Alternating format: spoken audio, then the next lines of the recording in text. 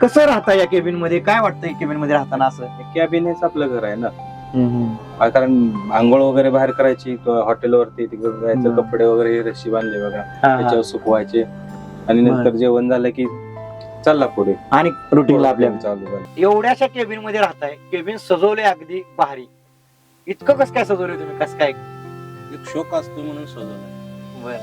का तर आपल्याला इथंच राहायचं आहे, जेवण खाणी बनवून इथंच खायचं आहे, त्यासाठी आपण इथं बनवतो. आपल्या घरात कसं देवारा असतो तसा देवारा सुद्धा आहे. कुळस्वामीला तर आम्ही मानतो, त्यामुळे आमचा कुळस्वामीला फोटो आम्ही गाडीमध्ये लावतो. रोज त्याची पूजा वगैरे करतो. दररोज त्याची पूजा अगरबत्ती घरच्यासारखं घरी आता असं कसं आपण साफसफाई ठेवतो बरोबर बरोबर. तशी गाडी पण लक्ष्मी आहे आपली. ही लक्ष्मीच आहे तुमची. हो.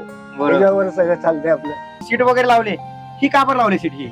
हे म्हणजे झोपायला व्यवस्थित, म्हणजे बोनट कसं असं आहे ते खाली आहे, हा हा. त्यामुळे झोपायला येत नाही, प्रॉब्लेम होतो. बरोबर. त्यामुळे हे घरच्यासारखंच आपलं घरच्यासारखं वाटतं. आणि हे काय कप्पा केला, ह्याच्यात काय सामान ठेवायचं? सामान हे ठेवायला काही हा हा हा. साईडने कप्पे द्यायचे. ही सगळं कप्पा आहेत ना हे? हा. बरोबर. पण रात्री अपरात्री झोप आल्यानंतर तुम्ही रस्त्याकडे गाड्या वगैरे लावता त्यामुळे भीती वगैरे वाटते का इतक्यात झोपायला वगैरे? दिवसा काय प्रॉब्लेम नाही, पण रात्रीचं कधी वाटते का असं? पर्याय नाही.